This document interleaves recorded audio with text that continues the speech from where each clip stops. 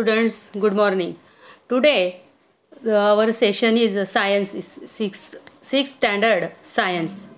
Chapter number 9, motion and types of motion.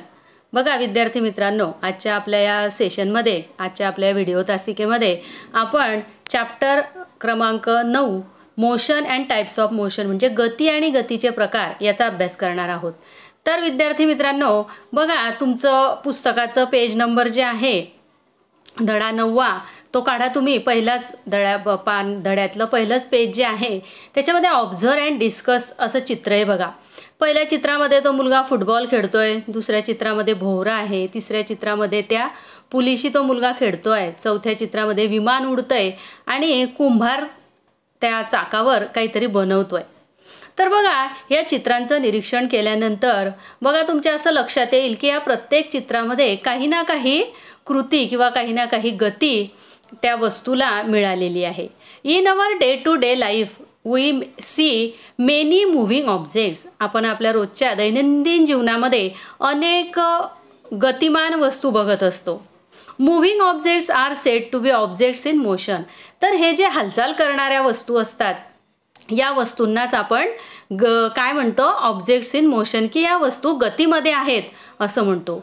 Discuss which objects in the above pictures R in motion, what differences are seen in their motion. आता बघा या चित्रामध्ये आपल्याला ज्या वस्तू दिसत आहेत, ऑब्जेक्ट्स दिसत आहेत, तर त्या ऑब्जेक्ट्समधल्या कोणकोणत्या वस्तू गतीमध्ये आहेत असं आपल्याला त्यांनी विचारलेलं आहे. आणि what differences are seen in their motion. आणि त्या प्रत्येक वस्तूच्या गतीमध्ये काय काय फरक आहे. आता बघा पहिल्या चित्रामध्ये तो मुलगा फुटबॉल खेळतो आहे, दुसऱ्या चित्रामध्ये भोवरा गोल फिरतो आहे, ते चाक जे आहे ते चाकसुद्धा गोल फिरतंय आणि विमान जे आहे ते विमान कसं जात आहे, सरळ रेषेमध्ये जात आहे, म्हणजे त्याची गती जी आहे ती सरळ आहे बघा.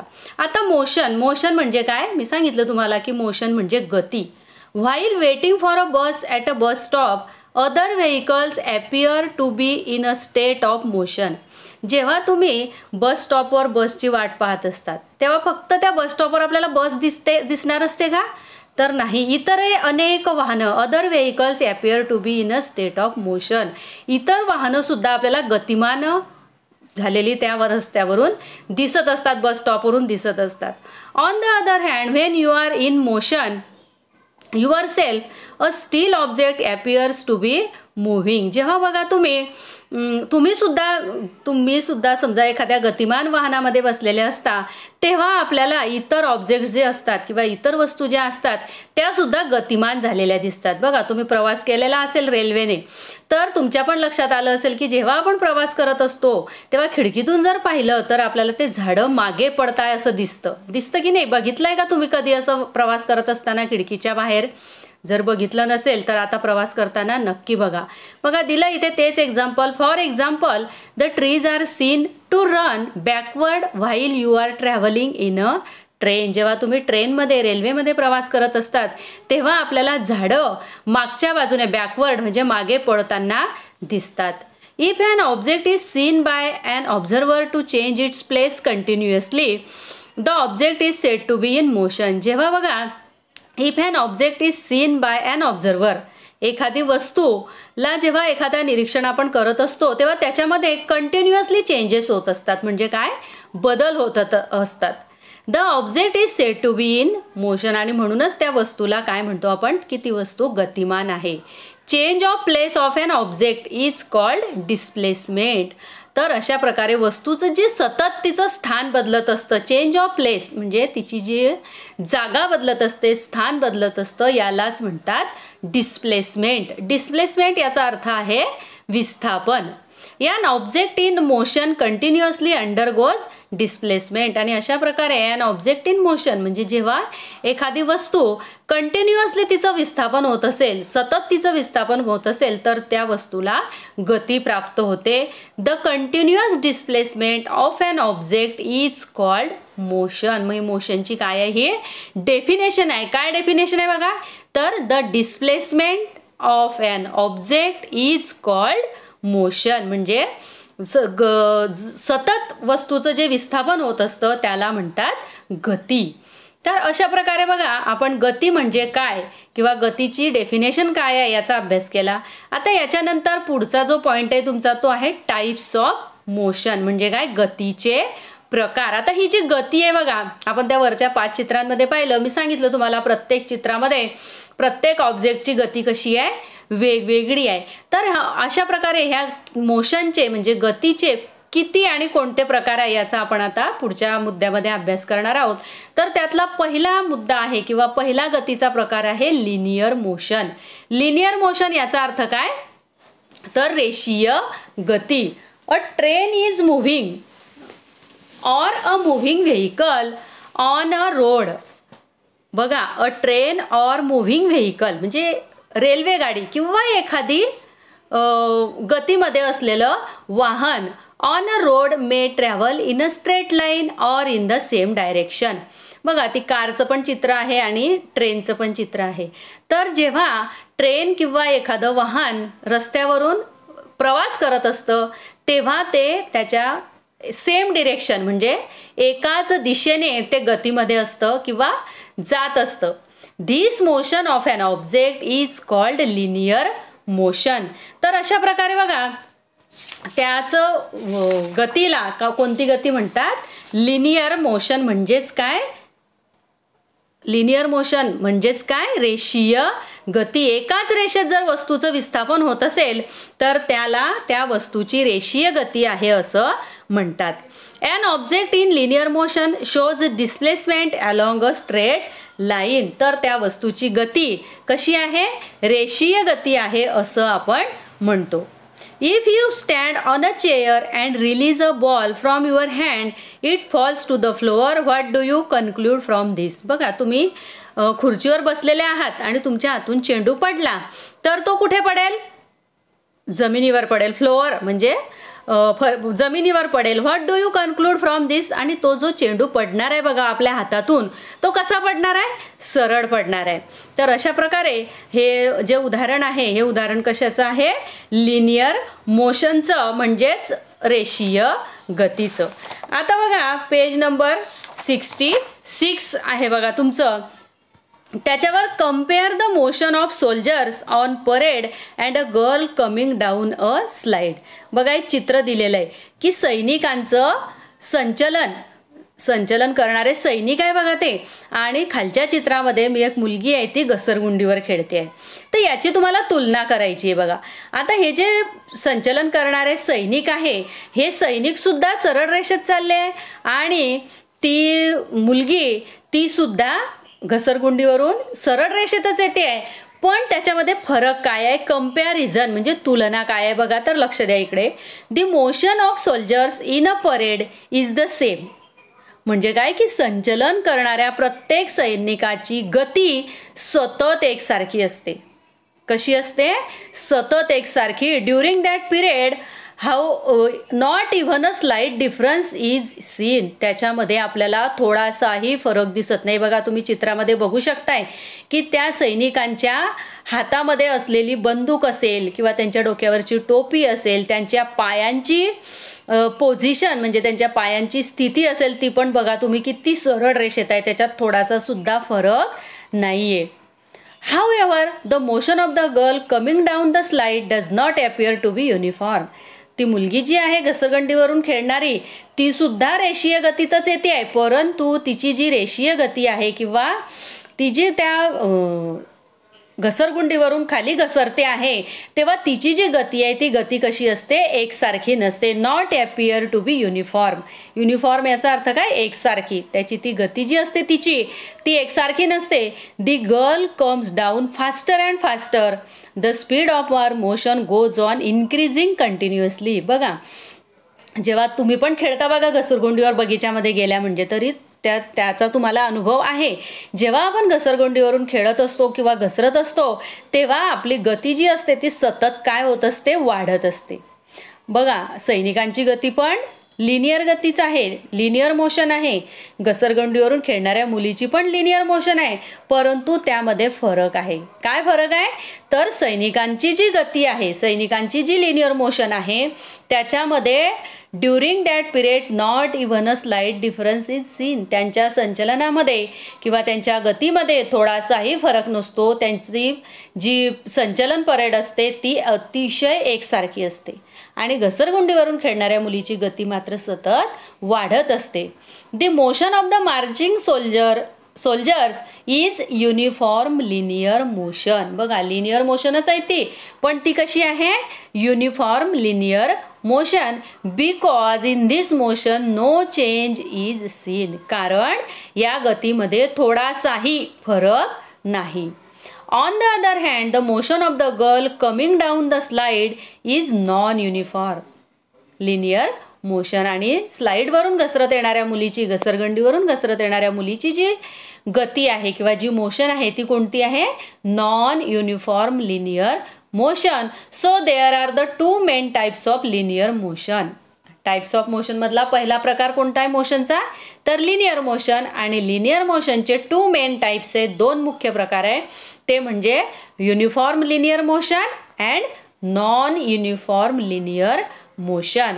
आता युनिफॉर्म लिनियर मोशन मध्ये काय आहे बघा, जे शिकलो आपण आधी त्याचीच डेफिनेशन आहे.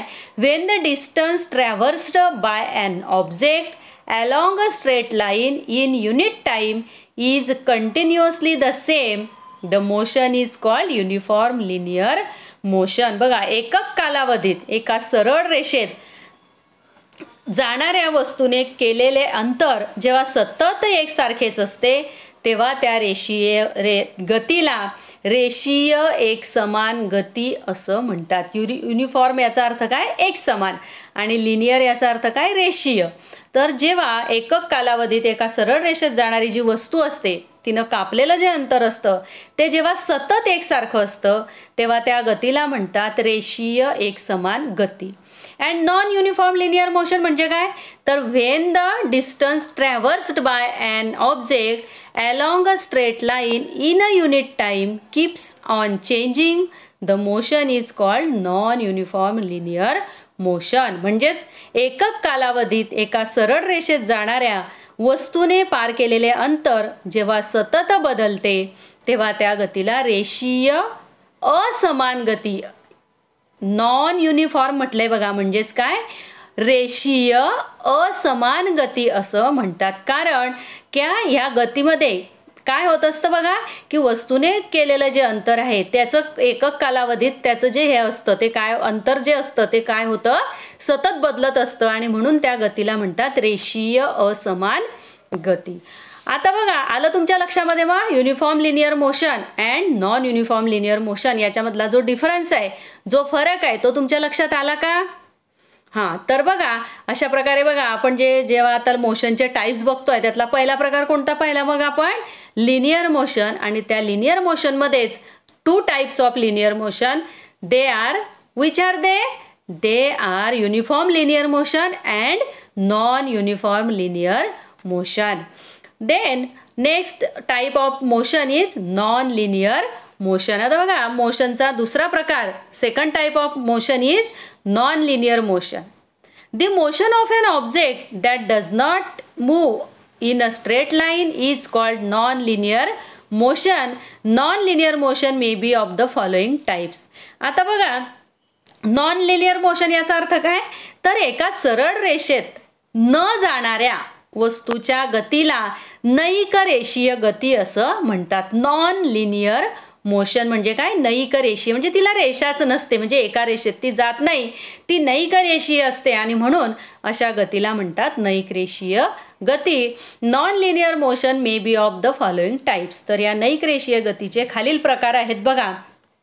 तर त्यातला पहिला प्रकार जो आहे बघा चित्रामध्ये दाखवलेला आहे, त्या दोन मुली काय खेळताय? झोका खेळताय. बरोबर. The swing always comes back from one end to the other end. It takes about the same time for each swing or oscillation. This movement of a swing is called oscillatory motion. आता oscillatory motion याचा अर्थ काय होतो बघा मराठीतून? आंदोलित गती. काय होतं?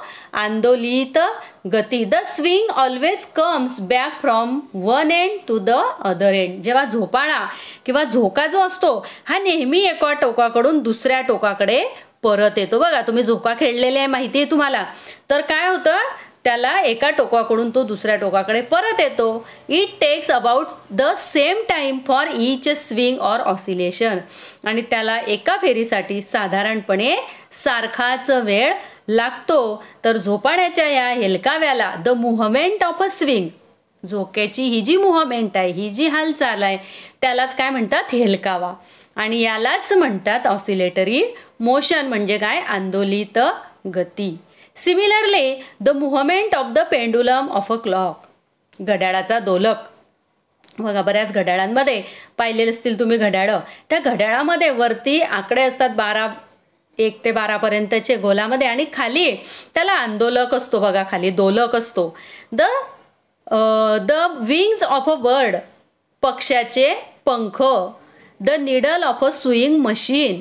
The vibrating diaphragm of a tabla or drum are also examples of oscillatory motion. बघा, घड्याळाचा जो दोलक असतो, जो पेंडुलम असतो, तो त्याला लंबक पण म्हणतात किंवा दोलक पण म्हणतात. तर तो ठराविक वेळेतच तो हलत असतो. बघा, तुम्ही निरीक्षण करा. त्याच्यानंतर पक्ष्याचे पंख, पक्षी उडत असताना त्याच्या पंखांची हालचाल बघा. त्याच्यानंतर शिवणयंत्र, शिलाई मशीन असते की नाही, निडल ऑफ सुईंग मशीन, त्याच्या सुईची हालचाल बघा. किंवा तबल्याचा कंप, ढोल किंवा तबल्याचा कंप पावणारा पडदा, याची देखील जी हालचाल असते ती एका टोकापासून दुसऱ्या टोकापर्यंत जी असते ती त्या फेरीसाठी त्याला सारखाच वेळ लागतो. आणि ही जी उदाहरणं आहे, ही जी एक्झाम्पल्स आहे, ती कशाची आहे? ऑसिलेटरी मोशनची आहे. तुम्हाला एखाद्या वेळेस प्रश्न विचारला जाऊ शकतो की give the examples of oscillatory motion. तर कोणकोणते एक्झाम्पल्स आहेत मग याचे? तर the movement of the pendulum of a clock, the wings of a bird, the needle of a sewing machine, the vibrating diaphragm of a tabla or drum are also examples of oscillatory motion. बघा, त्याच्यानंतर तुमच्या पुस्तकाचं page number 67 बघा तुम्ही. या 67 नंबरच्या पेजवर वरती, सगळ्यात वरती एक व्याख्या दिलेली आहे बघा. डेफिनेशन दिलेली आहे कशाची? ऑसिलेटरी मोशनची. The motion of a body that is oscillating, the motion of a body that is oscillating, that is swinging back and forth is called oscillatory motion. म्हणजेच आंदोलनामुळे प्राप्त होणाऱ्या गतीला आंदोलित गती असं म्हणतात. तर अशा प्रकारे बघा, आपण आजच्या या तासिकेला motion and types of motion याच्यामध्ये मोशनचे टू टाइप्स बघितले बघा. कोणते? लिनियर मोशन पहिला टाईप बघितला, लिनियर मोशन. त्या लिनियर मोशनचे 2 टाइप्स होतात, uniform linear motion and non uniform linear motion. आणि त्याच्यानंतर second type of motion is non linear motion. त्यामध्ये गतीचे वेगवेगळे प्रकार आहेत बघा. त्यातला एक प्रकार आपण अभ्यासला, आंदोलित गती. आणि बाकीचे जे गतीचे प्रकार आहे ते आपण पुढच्या तासिकेला अभ्यासणार आहोत.